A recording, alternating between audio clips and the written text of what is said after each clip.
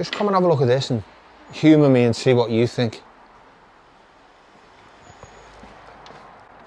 So I know we'll keep going on about this interior. You know, the seats on this are dark blue, but looking at the build sheet, they were actually off-white. And if you look at this interior, I mean, look at them seats. Do they look to you like they've ever been off-white? They don't. They look completely original the way they are. And this leather here has got a beautiful pattern. You know, there's cracks here and there, but on the whole, I think this is refeed and go again. So the dilemma I have, I keep going on about this, but the dilemma I have is, do I strip the seats and spend a few days and recolour them properly and refeed them and get them all nice and soft again, therefore keeping them original? Because I reckon that's definitely original leather. Or do I just bite the bullet and go for a whole new interior in the off-white colour using Rolls-Royce Conley leather? I'm absolutely in the middle. I'm bang in the middle and I don't know which way to go. You know, it probably cost me maybe, I don't know, 5k or something to do these seats. And if I painted them, probably a couple of £100, but a lot of elbow grease, you know, a lot of work goes into it. But I just want the best for the car. I want the car to keep as much of its integrity as I can possibly keep, you know. I'm hoping that the headliner will go again. It looks in lovely condition and it might steam clean. When I take the outer hood off and the stuffing, it might steam clean and I'll get away with the odd bit of ribbon here, you know, the odd bit of tape, and just clean it up, because it fits beautifully and it's in really good condition. There's no holes or rips or stains. So that's another thing, another dilemma I have, because all these things are time consuming. Sometimes you're better just throwing the money at it and getting it done. And then there's no qualms, there's no people going, what's this, what's that? Which breaks your heart sometimes when you put a lot of work into a car. So anyway, that's my dilemma. But yeah, I'll take you around this side. Door shuts beautifully.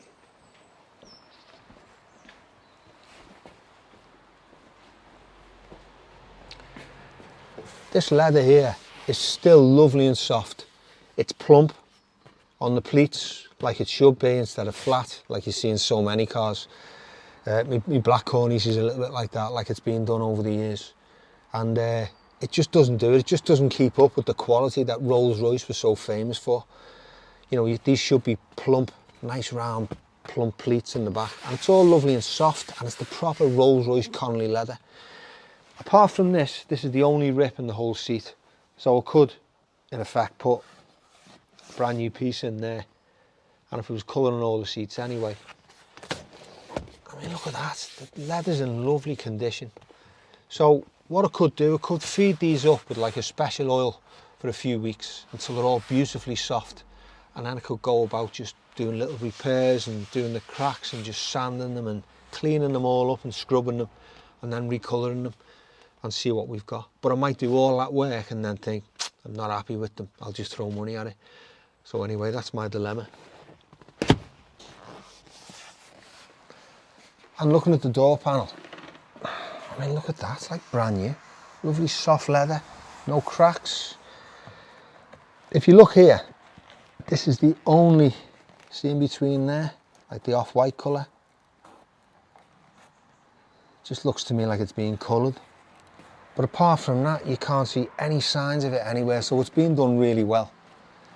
And I'm convinced, looking at this car, I'm convinced it's done 17,000 miles since new. You know, all the bolts just undo all beautifully. It's never been messed about with. You look at the quality of the carpets, the condition they're in. Just everything stinks of an original car, a low mileage car. So whether it is or not, I suppose that's by the by, but it'd be nice to find some proper history on the car and just see for sure what the mileage was. Because for me, it looks like a low mileage original car. And because it's such an important car, that's just great news, I think. If that could be proven, it'd be great. But yeah. And look at the carpets as well. They'll clean up lovely.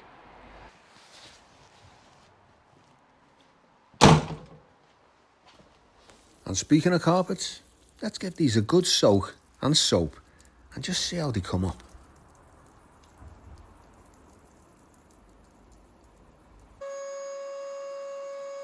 Now, you can do this numerous times, but the more times you do it, the more filth comes out. I mean, look at the difference between before and after already.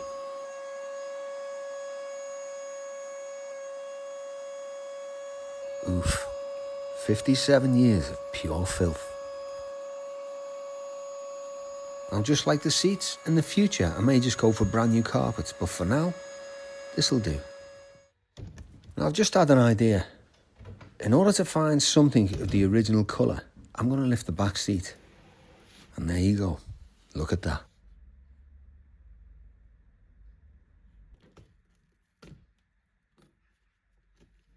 So the idea here is to get a clear enough sample or swatch, send it up to the guys at Colorbond to make me a perfect match, plus some of their cleaner and prep, so I can take my time and try and do a proper job. And because it's such a huge change from navy to white, I might even apply their special primer, just to prevent any inconsistency in colour. Now, my first two goes weren't quite clear enough, but third time lucky. You know, I'm amazed also that it's got a sheen on the leather, which is surprising because I got a heated message from an ex-Rolls-Royce worker saying that the seats should be dull. But I'm not too sure about that, because if you look closely at this, it's got a lovely sheen. It's definitely shiny. So I beg to differ there. Next, it's off with the wood to send off to my mate Phil to work his magic on. You know, the dash doesn't look too bad at all. It looks like if it's flattered back and re-lacquered or clear coated, it'll look a treat. The door capons and the hood wood, well, they might need a little bit more work.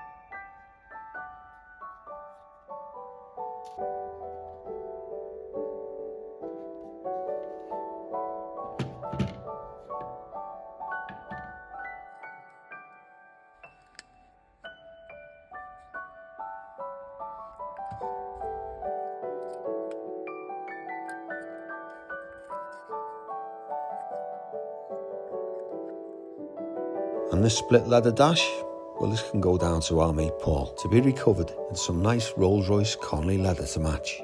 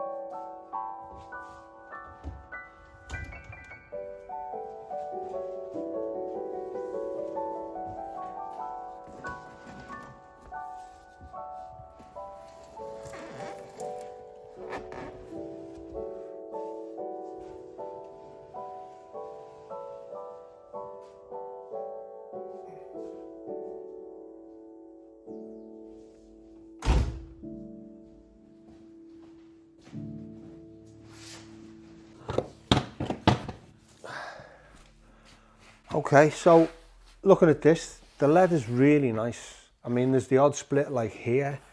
You can see here, that's being the original colour of the interior. You can see that white strip there. And whoever's been the second owner of the car has probably thought, I don't like the white leather interior.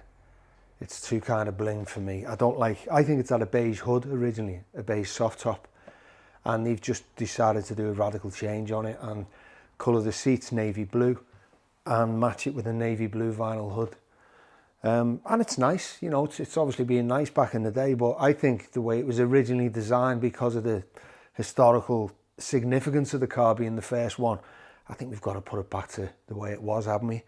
And I think I've decided to keep the original leather. It's really nice. It's a bit hard, but we can feed this up and soften it up and then, you know, strip it and colour it. And I think it should look really nice, and it should have a nice pattern, a nice patina as well. If I show you here, yeah, you can see it there. That's been the original colour of the interior. The code's there and everything. Yeah, I took a piece from there, it was dirty, couldn't clean it up.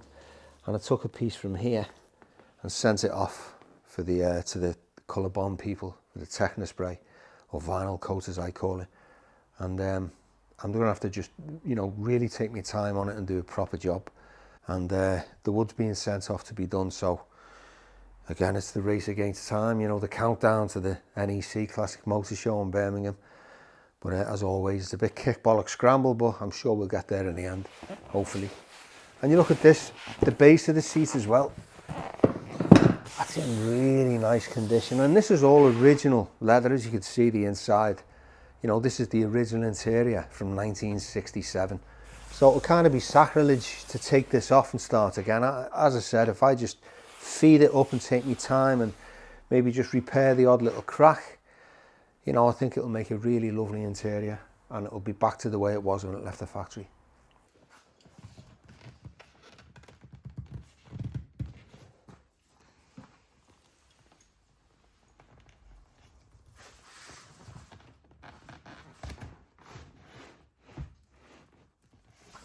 Oof. Now, I know I said it looked like a good job of being done on this, but this is a perfect example of not letting the paint dry on the seat and then just putting the armrest up again, and it's just glued itself to the back. Shame. Anyway, cracking on. Okay, well that was a nice little distraction for jobs that are just as important and need to be done. But let's get back to the original task, which is finishing off the suspension and getting it back on the car. Now, you can see these rear shock absorbers just need one boot. They came with two, but I'm just going to use the concertina one.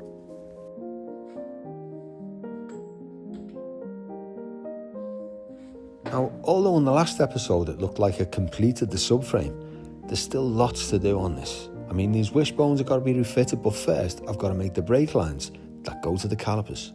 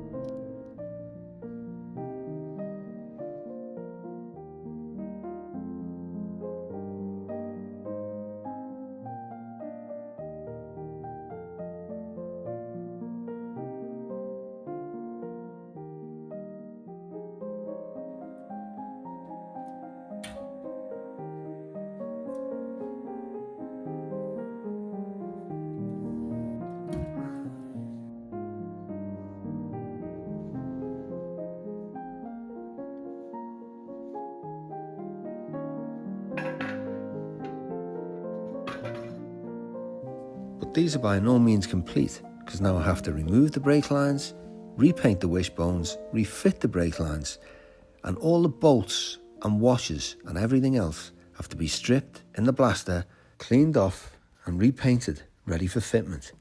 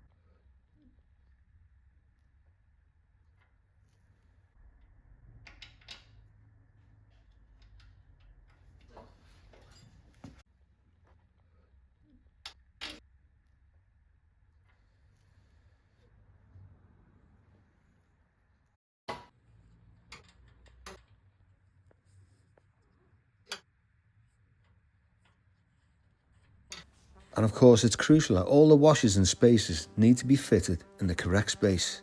It goes without saying. And another thing I forgot to mention is the mate and face of the nut and each side of the washer needs to be cleaned off of all the paint. And all mate and face is applied with a thin coat of oil before refitment. If not, a film of paint in between will eventually cause the nuts to back off, and then you're into a whole load of trouble. Believe me, I speak from experience when a Mercedes wheel almost came off on me after a repaint, so just beware. And of course, when happy, torque up to the correct spec.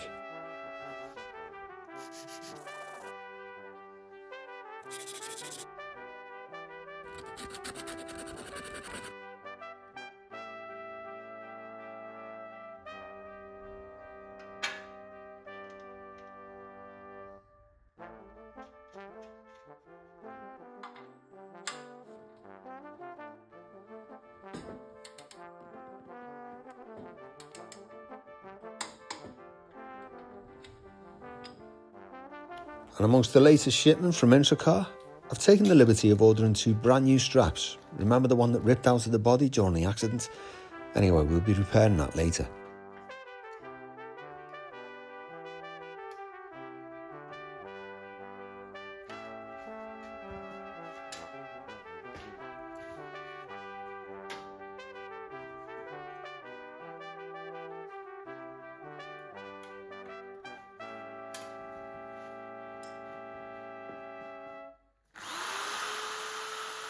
Next, it's to those unusual aluminium shims that, according to John Tupper, he'd never seen the likes of before. And with it being the car's inception being the first one, this was probably because it was an experimental time trying to figure out which was best. regarding the car's ride height during its design. So it's first in with the rubber seats. Then for the tapered aluminium shim, during its disassembly, I remember the thick part of the shim went to the back.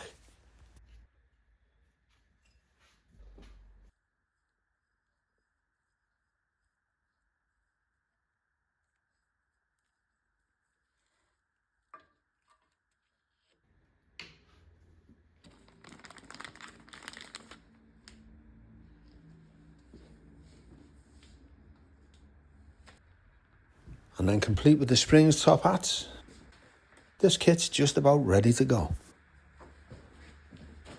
So now we're onto that strap that was ripped clean out of the body during the smash.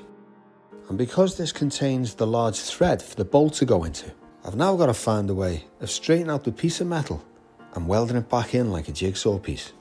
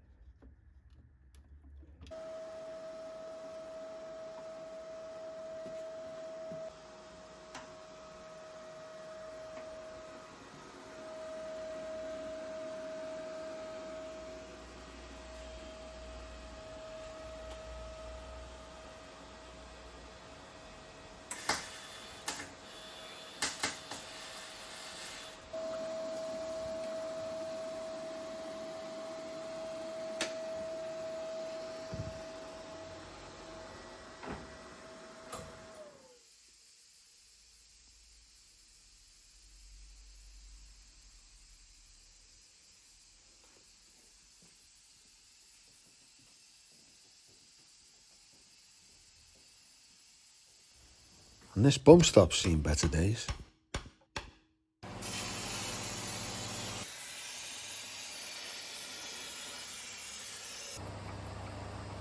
So it's out with the old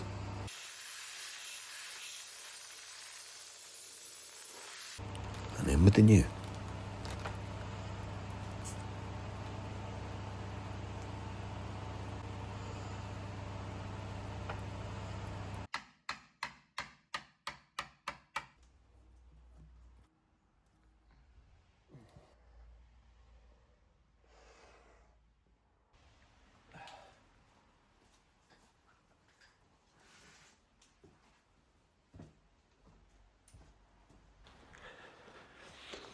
Okay guys, well that's that repaired, and I think that's basically the last piece of the jigsaw.